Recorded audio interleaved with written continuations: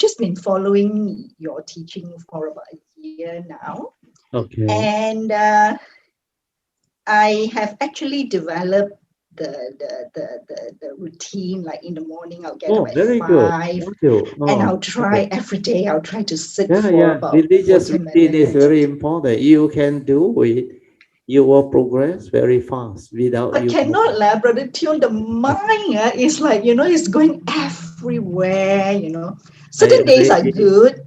I Certain days are already, like, I oh, already explained to you, Casey. Listen again. Listen again. Listen again. yeah, This yes. time, because it's recorded, it will benefit you. So what happened is you need to have faith, sincerity, then patience and persevere and just do. Means initially you must have the understanding first. Then only you can do. Understanding means what? Like just now you report, not easy. The mind wanders, do a lot of funny things. Eh? So what's wrong? The untrained mind is heedless. I already told you. And why is it heedless? Well, you lack the five spiritual faculty. Mm. Your faith not stable enough. Then the virya hasn't come out strong enough.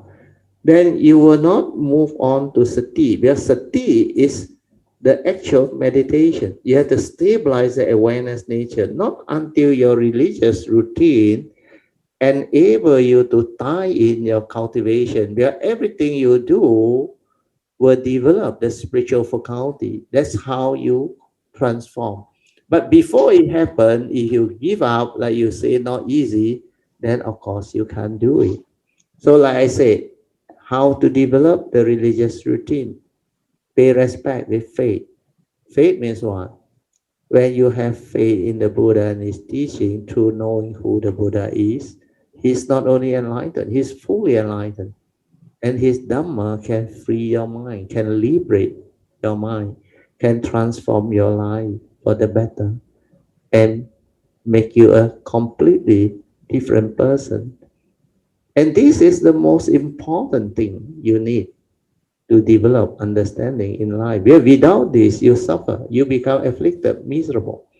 So that faith, once it is there, you see the importance of this teaching, you will go all out to cultivate. That's why the spiritual zeal will come in. And this mental faculty or spiritual faculty will overcome your mental hindrance. Then you start to do the bowing with the faith. When you mindfully bow using your routine, you just bow. Don't ask questions.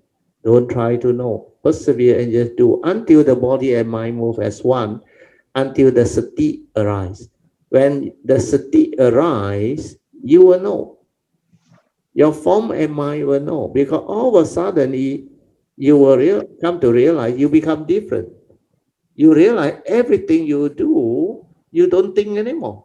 The awareness and the bodily activity, they have become one, and you are like very graceful. It is like automatic when you do that time. There is no lapse.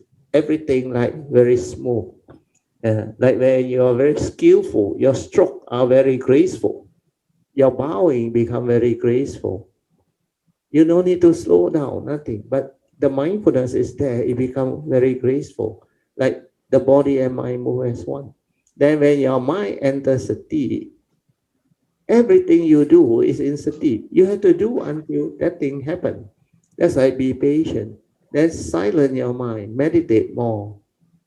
If you do it every day when you wake up, do the religious routine, means the pre-puja, then meditate for a while, then share merit, transfer merit, do the closing puja, then pay your respect.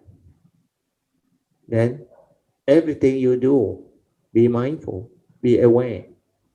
Develop the daily mindfulness. Read the Dhamma, sharing book, especially the Heart Sutra. Write down whatever that is important. Then cultivate accordingly. Then do some basic, important uh, things to transform your karmic affinity. Means you need to ask for forgiveness or repentance from whomever from the distant past until now, whom you have very knowingly or unknowingly caused any karmic negativity or suffering or misery or misled, you sincerely ask for forgiveness. And that one is very important. You will break whatever karmic obstruction that prevent you from progressing. Then after that, vow not to repeat all this wrong thing anymore.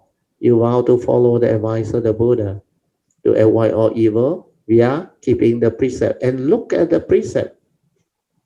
Understand why you must keep the precept. Because when you violate the precept, it constitutes major evil, and your karmic nature fall, and your life also fall. So when you keep the precept, you protect yourself, you protect others, you will grow. Then after that, cultivate wholesomeness.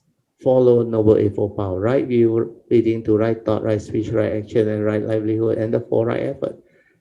The initial 6 path factor first. So do it. Then after that, when the sati come, you develop samadhi, then you meditate. Through doing this, you will develop a lot of wholesomeness, even attending this type of classes, listening to the audio file, the video file. You are developing the 10 meritorious action that evoke power of merit for causes and conditions for you to progress, to meet up with the wise, avoid the foolish, until Nibbana can be realized soon as possible. You do all this, I guarantee you, within not more than 6 months, you will transform and you will become very different. You will progress very fast. Okay, Casey? Yes, I noticed that I am able to sort of like when something unwholesome comes up, then you have sort of like a check that you can say or say no, don't go that way because that's not right. Yeah, So yeah, so yeah. that sort of thing I do notice. Uh, Notice much more rather than previously Yeah, everything was yeah, like so yeah. heatless. You just go like angry like Correct, you correct. put some more, Yeah. wipe the floor some more and So all this that. is a good start. Casey, Yeah. this is a good start. At Yes. least now you start to develop the awareness of this thing is wrong, not Mm, appropriate. So mm, you need to change. And the yep. second step is more difficult. The second step is develop a clear understanding, then cultivate and change. The four right effort. You remember the four right effort? Yes. The first right effort is to abandon the wrong thought, wrong speech, Mm, wrong action, mm, and wrong livelihood, and whatever that mm, is not accordance with the Dhamma way, which is negative. So all this, do it first. You can't abandon following the 5 way, especially the third way, the meditative way, then it means you have not really gone into the cultivation. So the mm, first right effort already demand quite a bit of understanding to cultivate. The first one is think of the direct opposite wholesome thought. mm, When you are angry, develop metta. mm, Recall to mind great loving kindness. So that when you have metta, when you are able to wish yourself well-being and happiness, others well-being and happiness, you have to do it until it becomes a new way of life. Then when you have metta, you cannot get angry anymore. Isn't it? So anger can be rooted out with metta. Then when you realize you are selfish, you have cruelty. When you are selfish, you must develop wisdom, contentment, and understanding not to be selfish. Without contentment, human beings are selfish. Then without compassion, you will have cruelty. You will have negative thought to take advantage of people, to harm people, to cause suffering to people. So all this direct opposite wholesome thought can make you beautiful. Then sometimes you must have gratitude, respect, contentment. All these are virtue, important, positive virtue that can root out the opposite negative evil. Like contentment is a good way to overcome greed. mm, Respect is to overcome ego, disrespect. Gratitude is to overcome envy, jealousy, remorse, and all those things. Well, when you have gratitude and respect, you become beautiful. Your mind states are beautiful. So that is the first way to root out. So that is the beginning of the first right effort to change for the better from evil states of mind to positive state of mind. You develop wholesomeness. Then the second way is to think of the consequence of holding on to this wrong thought that has the evil roots of greed, hatred, and delusion. Yeah, these are evil root of all evil, make you evil. Do you want to have them in your heart, in your mind state? Do you want to hold on to anger, grudges, remorse, fear, worry, anxiety, insecurity, selfishness? If you hold on to all these are evil root of all evil. It will make you evil. Your life, you have to decide, is that what you want? If that is not what you want, you don't want your karmic nature to fall and to have the miserable life, then please wake up, determine with right effort to abandon all these evil roots of greed, hatred, and delusion, the envy, the jealousy, the fear, the insecurity, the selfishness, all this, abandon them. Because when you think of the danger, the consequence of holding on to all this, if you hold on to anger, it can make you very evil. Angry people will kill, harm, speak harshly, and misbehave. Through delusion, they can also kill, take advantage of people, commit crime. So when you reflect, contemplate, and understand this Dhamma, you become different. Then the third way is the meditative way. When you see the danger, you determine to abandon. And how to do it? The third way. The Buddha just say, relax and maintain awareness. When anger arises, stay with the anger. When I say stay with the anger, you have to listen carefully. Yeah? I don't want you to continue to think and become more angry. That is not staying with the anger. Staying with the anger is to silence your mind. That's why I say meditation is relax, aware of that anger manifesting, growing. Then your awareness and the anger become one. No need to do anything, no need to think. Just stay with it, be with it. Let's see what happens. Whatever negative thought, whether anger or fear or remorse or selfishness, sorrow or lamentation, it will cease, it will end. Because when you don't give it any more thinking, negative energy, it will cease. Because the awareness is a purifying force. It will purify and cause it to cease. Then when you realize your mind become quiet, peaceful, and tranquil again without the emotion of anger or hatred or fear, then you develop wisdom. Then you realize anger was not me, not intrinsic in me. Fear was not me, not intrinsic in me. They are dependent originating. When I have wrong thought, I input the evil root, fear arises, anger arises. When I stir my mind, when I react to what I see, what I hear, what I smell, what I taste, what I tactically feel and think, then I realize this one is dependent originating, condition arise. And if it's not me, why should I be deceived by it? Why should I get unhappy or having anger? The anger was never me. So I silence my mind, develop the meditative understanding, and let it cease. And when it ceases, I realize a very profound understanding of Dhamma. All the aggregates of mind, the feeling, the emotion, they are dependent, originating, condition arising, causal phenomena. That's why it's impermanent. It come and it go. So if I give it meaning and deludedly attach, cling, and hold, it gives rise to suffering. That is what the Noble Truth is all about. The three universal characteristics. Impermanent leads to suffering. where you cannot understand what impermanent is. You don't like change. You want change for the better. You don't want change for the negative state. So when change happens, human being cannot take it because they like the old way, the comfort zone. So all this understanding, when they surface, it free your mind. If I know anger is not me, I don't have to do anything. I just have to develop the wisdom that is the emotion that come and go, impermanent. If I attach, grasp, and give meaning, it trigger of suffering. I become afflicted. So why must I behave that way? My life.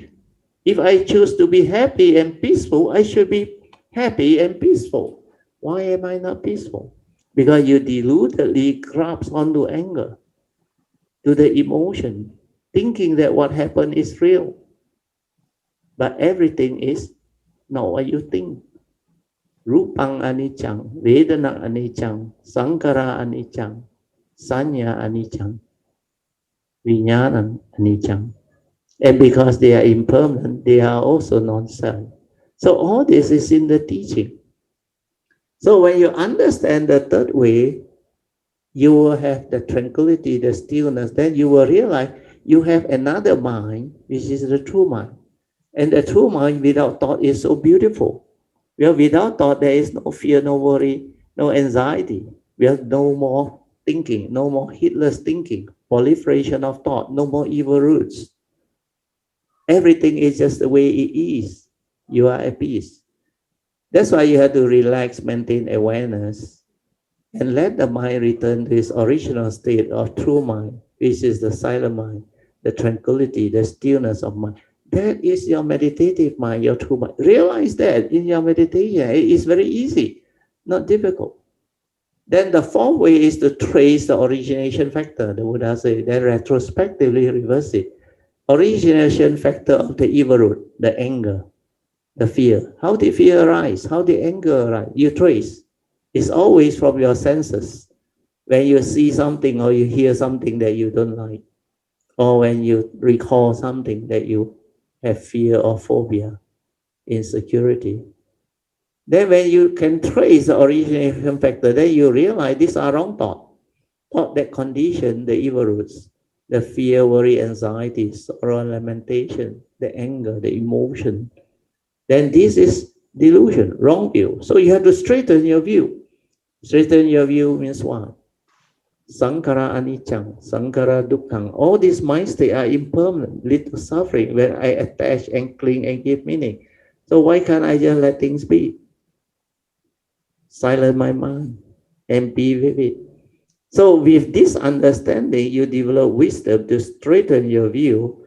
Then in the future, when you see something, hear something, smell something, or tactily feel something, or recall something, your mind doesn't stir and react like before. Because these are habitual tendency, wrong thought. When you have wisdom, that is yoniso manasikara, it prompt you. Then you will not think that way. Because sankara anicang, you stop. Sankara dukkhang, it lead to suffering, you stop again.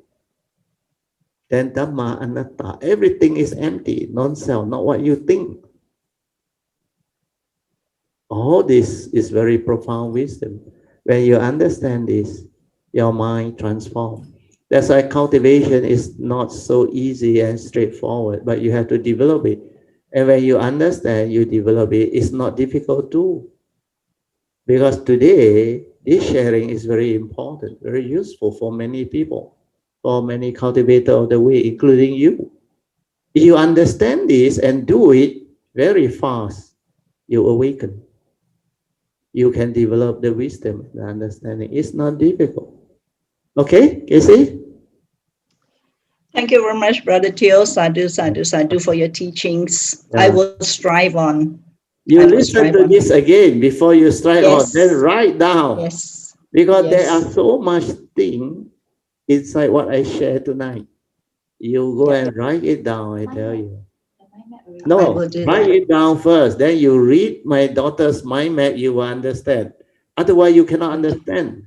They are like words only. But if you read write it down, read, you will understand differently. Because when you write it down, you start to understand it better. Otherwise, you think you know, all become memory and knowledge. Memory and knowledge is no use. It cannot change you. Your habitual tendency keep on coming out. But there is knowledge, there is memory. You try to remember what I say, it will not change you. Maybe your knowledge and your thought, Dhamma knowledge, hey, Brother Teo said this is evil rule, no, I must abandon it.